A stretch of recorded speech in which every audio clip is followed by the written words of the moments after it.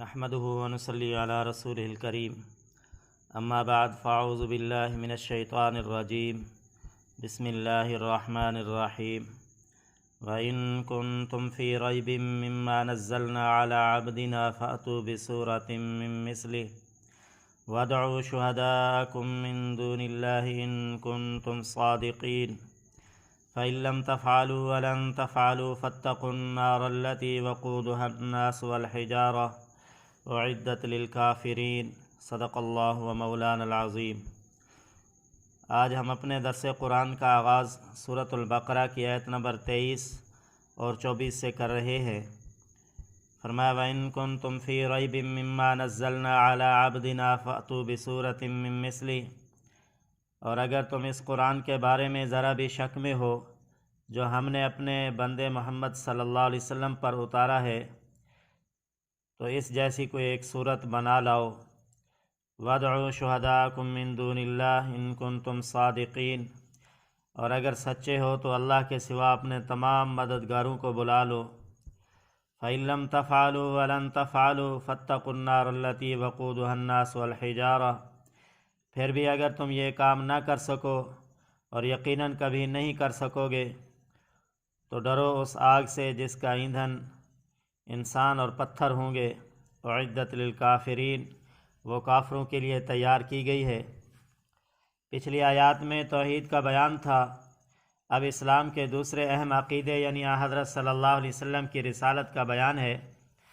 اور عرب کے جو لوگ قرآن پر ایمان لانے کی بجائے یہ الزام لگاتے تھے کہ حضرت صلی اللہ علیہ وسلم شاعر ہیں اور انہوں نے اپنی طرف سے یہ کلام بنا لیا ہے، انہیں زبردست چیلنج دیا گیا ہے کہ اگر ایسا کلام انسان بنا سکتا ہے تو تم بڑے فصیح و بلیغ ہو، تم بھی سب مل کر قرآن جیسی کوئی ایک صورت ہی بنا کر لے آؤ۔ ساتھ ہی قرآن نے دعویٰ کیا ہے کہ تم سب مل کر بھی ایسا نہیں کر سکو گے، اور واقعہ یہی ہے کہ اہل عرب جو اپنی زبان اور ادب پر ناز کرتے تھے ان سب کو اس چیلنج کے بعد سانپ سونگھ گیا اور کوئی شخص یہ چیلنج قبول کرنے کے لیے آگے نہ بڑھا۔ بڑے بڑے شاعروں اور ادیبوں نے اس خدائی کلام کے آگے گھٹنے ٹیک دیے، اور اس طرح حضرت صلی اللہ علیہ وسلم کی رسالت اور قرآن کریم کی سچائی روز روشن کی طرح ثابت ہوئی اور واضح ہو گئی۔ تو میرے بھائیوں، معزز سامعین حضرات اور ناظرین حضرات، مقابلے کے لیے قرآن پاک کا یہ چیلنج وَإِن كُنتُمْ فِي رَيْبٍ، اور اگر ہو تم شک میں، مما اس چیز کے بارے میں، نزلنا علی عبدنا جو اتاری ہم نے اپنے بندے حضرت محمد صلی اللہ علیہ وسلم پر، فاتو بصورتن، صورتن میں تنوین قلت کے لیے ہے، معنی ہوگا پس لاؤ تم کوئی چھوٹی سی صورت من مثلہ، اس قرآن جیسی۔ قرآن پاک میں 3 صورتیں تمام صورتوں سے چھوٹی ہیں، سورۃ العصر ہے، سورۃ الکوثر ہے، سورۃ النصر ہے۔ یہ سارے قرآن کی صورتوں میں سے 3 سب سے چھوٹی صورتیں ہیں۔ قرآن پاک کی کوئی صورت 3 آیتوں سے کم نہیں ہے ان 3 صورتوں کے علاوہ۔ اس لیے فقہاء کرام رحمۃ اللہ علیہم فرماتے ہیں کہ نماز کی ایک رکعت میں کم از کم 3 آیتیں پڑھنی چاہیے، یا ایک آیت اتنی لمبی ہو کہ جو 3 آیتوں کے برابر ہو تو پھر بھی صحیح ہے۔ مطلب یہ ہے کہ سورۃ فاتحہ کے بعد اگر آیت بھی اتنی بڑی پڑھ لیں کہ جو کم از کم 3 آیتوں کے برابر ہو تو نماز صحیح ہے۔ تو اللہ تعالیٰ نے ان کو چیلنج دیا، اگر تمہیں اس چیز کے بارے میں شک ہے جو ہم نے اپنے بندے یعنی حضرت محمد صلی اللہ علیہ وسلم پر نازل کیا ہے کہ یہ اللہ تعالیٰ کا کلام نہیں ہے، تو تم اس قرآن کے مثل کوئی چھوٹی سی صورت ہی لے آؤ۔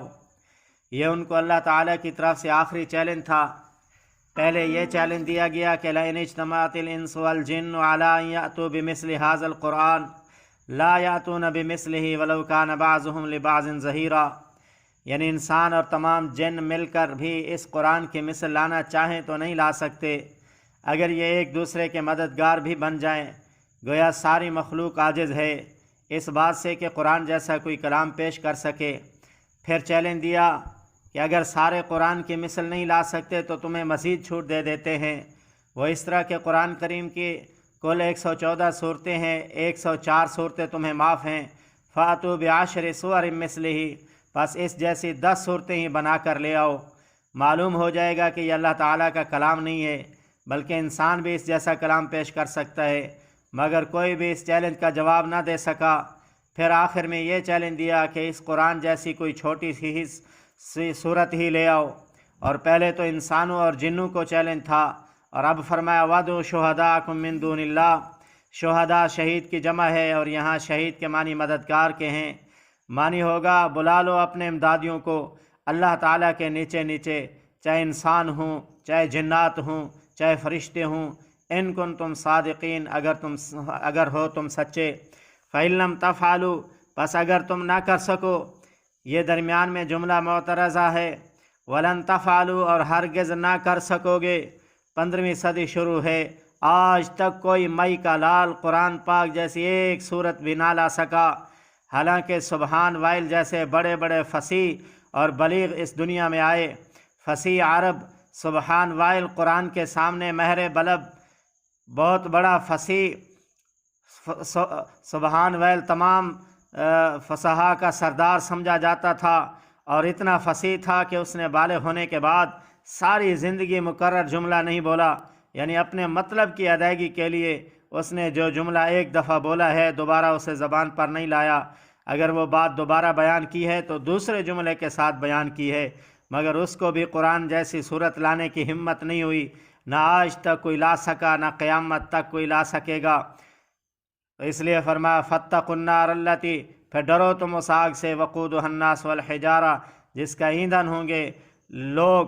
اور پتھر، یعنی جس طرح اس میں انسان جلیں گے اسی طرح پتھر بھی جلیں گے، اور وہ آگ دنیا کی آگ سے 69 گنا تیز ہوگی۔ اعدت للکافرین، تیار کی گئی ہے کافروں کے لیے، منکروں کے لیے، یہ تو کافروں کا انجام ہے۔ اب آگے ماننے والوں کا انجام پڑھیں گے اگلے درس کے اندر۔ اللہ رب العالمین سے دعا ہے کہ اللہ تبارک و تعالی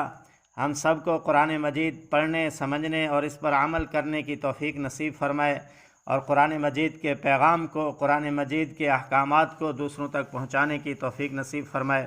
وآخر دعوانا الحمد للہ رب العالمین۔